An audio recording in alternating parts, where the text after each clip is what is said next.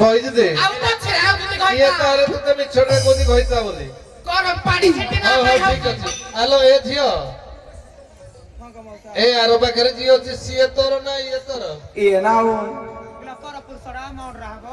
କୁଆଡୁ ପାଇବ ସେ ଇଏ ତୋର ନୁହଁ ସେ ନୁହଁ ମାନେ ଇଏ ଇଏ ଆମର ତୋର ସେ ପର ପୁରୁଷଟା ଆଜ୍ଞା ଆମର ରକରା ପକଉଛି ସେ ବୁଢା ହେଲାନି ଯେ ହଁ ହଁ ଏ ମେ ତୋର ମୁଁ ତତେ କହୁଛି ଆଜ୍ଞା କେ ତୋ ମାଇକିନା କୁ ଆର ପାଖରେ ଠିଆ ହେଇକିରି ଜଣେ ତୋ ଘର ସାମ୍ନାରେ ଡାକୁଛି ତୋ ଦେହ ସହୁଛି ଏରା ବୁଲି ବୁଲି ଖାଉଛନ୍ତି ଯେ ମୋ ଦେହଟା ସହିବନି ଆଜ୍ଞା ଯେହେତୁ ପର ପୁରୁଷଟା ଦେଖିଲେ ମୁଁ କଣ ଛାଡ଼ିବି କି ଖାଲି ସଳକେ ଭିଡ଼ି ଆଣି ଖାଲି ମାରିଦେବେ ଘିଚିକିନା ଅଜା କଥାରେ କହିଛି ଆଜ୍ଞା ଯିଏ ମାଟି ନେଲା ହାଣ ନା ଯିଏ ମାଇପକୁ କହିଲା ହାଣ ଆଜ୍ଞା ଜାଣିଛ କି ନାହିଁ ଏ ମେହତର ଆଜ୍ଞା ସିଏ ଆର ପାଖରେ ଠିଆ ହେଇକିରି ତୋ ଘର ସାମ୍ନାରେ ତୋ ମାଇକି ନା ମୋ ମାଇପ ବୋଲି ଡାକୁଛି ଶୁଣ ତମେ ଜାଣିନ ଇମିତା ପିଟା ପିଟିବି ଯେ ଆଉ ଶୋଲଟା ଦୂର ଖୋଜିବ ଯେ ତୋ ମାଇକି ନା ସେ ମାଇପ ବୋଲି ଡାକୁଛି ତୁ କେମିତି ମାଇପ ଅନେଇକି କରିବ ରହିବୁ? ମାଇପ କରିବ ଆଉ ତୁ କଣ କରୁଛୁ ତାର ତ ମୁଁ ଦେଖେ ଟିକେ ପୁରା ଗୁଣ୍ଡ କରିଦେବି ହଉ ଦେଖି କଲୁ ତାକୁ ପାଇବ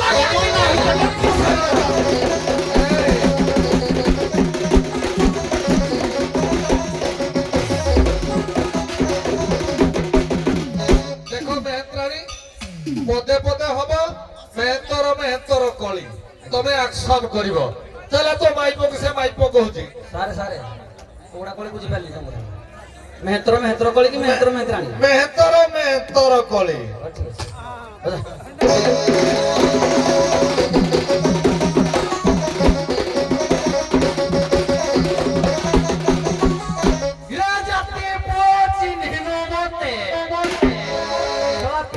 ଗୁଣ୍ଡ କରିଦେବି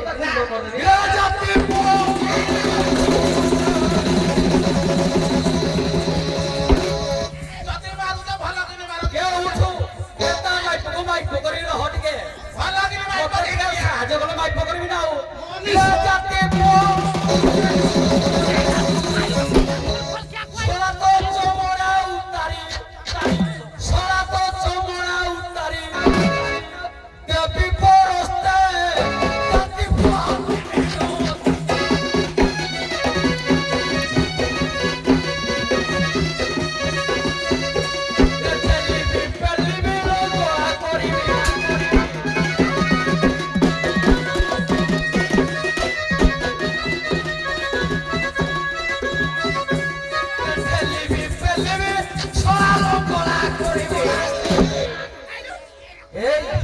କଣ କରିବି ଶାଳାକୁ ଠେଲିବି ପୁଣି ପେଲିବି ଶାଳାକୁ ନଙ୍ଗଳାଡିଏ କରିବି ଗ୍ରେନୁଆ ବସ୍ତ୍ର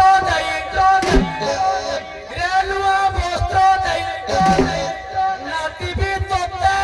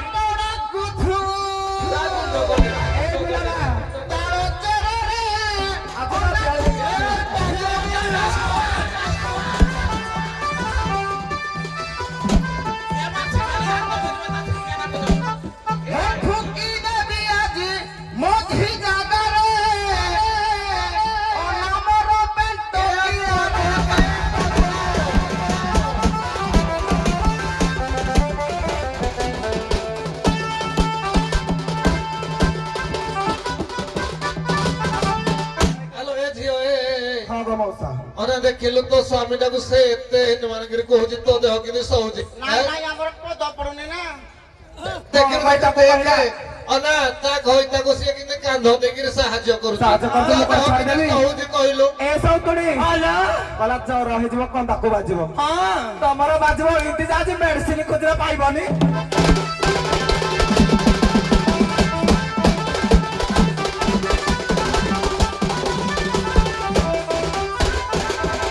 ଆଉ କରି ପାଇଁ ସକ ସକ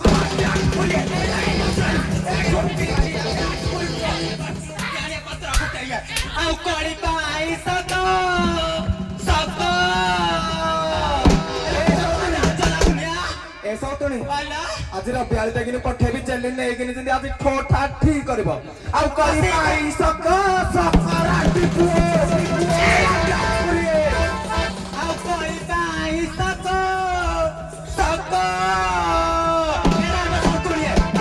এই নানি দুটা আই জিতে যাও আজ কষি দেবি আজ ঝাড়ু খন্ডিকা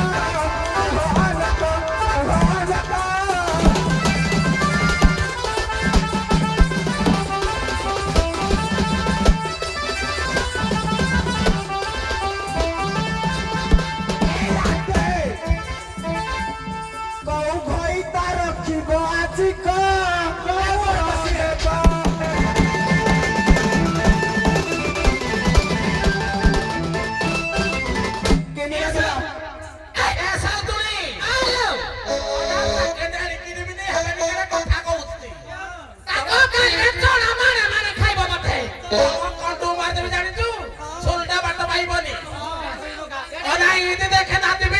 কথা কম কথা কম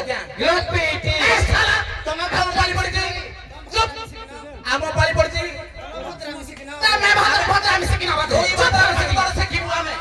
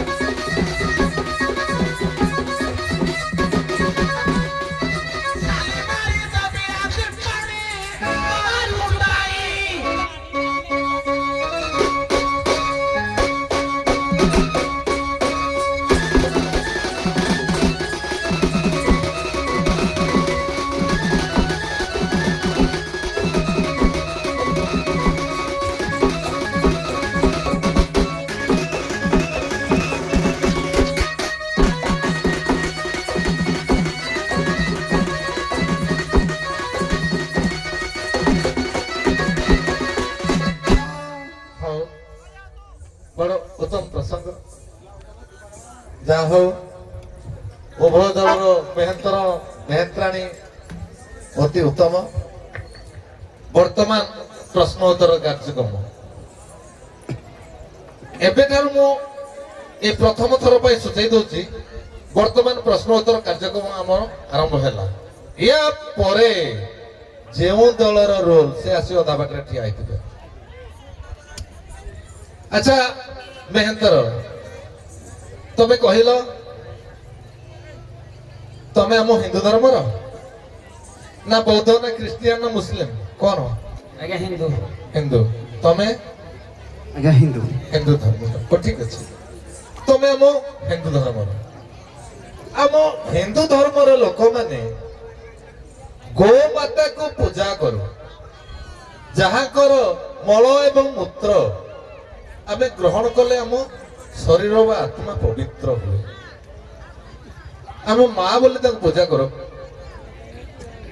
କିନ୍ତୁ ମୁଁ ବଡ ଆଶ୍ଚର୍ଯ୍ୟ ଆମେ ଯାହାକୁ ମା ବୋଲି ଆମର ସମସ୍ତେ ବ୍ରାହ୍ମଣ ଠାରୁ ନେଇ କ୍ଷତ୍ରିୟ ବୈଶ୍ୟ ଶୂଦ୍ର ଆମେ ସମସ୍ତେ ମା ବୋଲି ତାଙ୍କୁ ସେବା କରୁ ତାଙ୍କୁ ପାଦ ପୂଜା କରୁ କିନ୍ତୁ ମୁଁ ବଡ ଆଶ୍ଚର୍ଯ୍ୟ କଥା ଆମେ ମା ବୋଲି ତାଙ୍କୁ ସେବା କରୁଛୁ ତମେ ତାଙ୍କ ମାଂସ କାହିଁକି ଖାଇଲ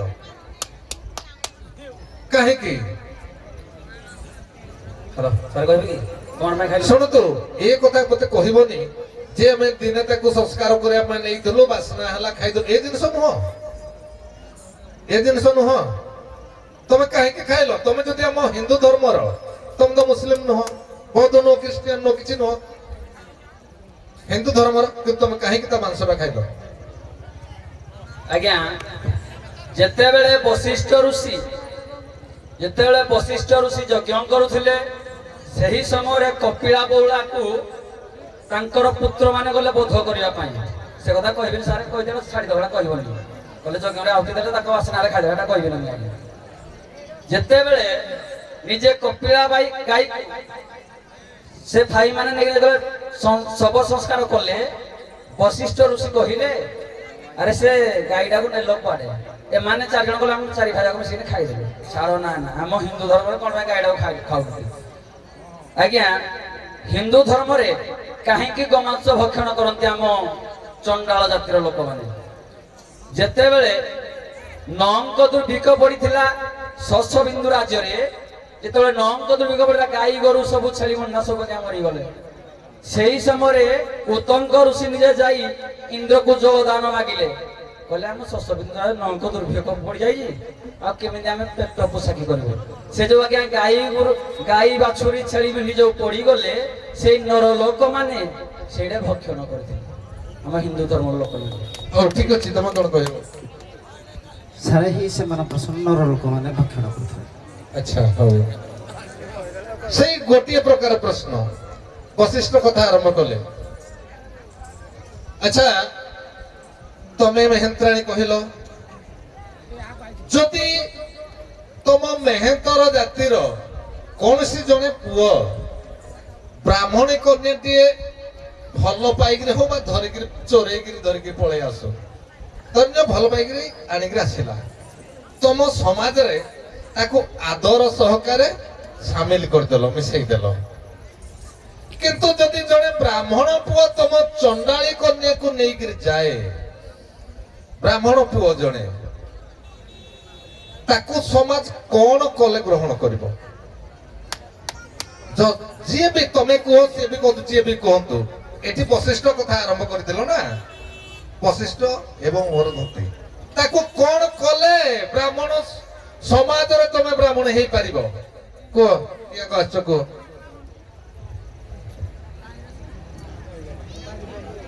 କହିପାରିବନି? ହଉ ଠିକ ଅଛି, ଧନ୍ୟବାଦ। ତମେ? ଆଜ୍ଞା ବଶିଷ୍ଠ ଯିଏ ଅଛି ସେ ବ୍ରାହ୍ମଣ, ଆଜ୍ଞା ଅରୁନ୍ଧତୀ ଚଣ୍ଡାଳୁଣୀ, ଯେ ଅଗ୍ନିର 4 ପାଖରେ ଆଜ୍ଞା ବୁଲେଇକିନି ସେ ଗ୍ରହଣ କରନ୍ତି। ହଉ ଠିକ ଅଛି, ଧନ୍ୟବାଦ। ଆପଣ ମାନେ ବିଦାୟ ନିଅନ୍ତୁ। ବର୍ତ୍ତମାନ ଆସନ୍ତୁ ଦେବ ମହାଦେବ ସୋଲଡ଼ା।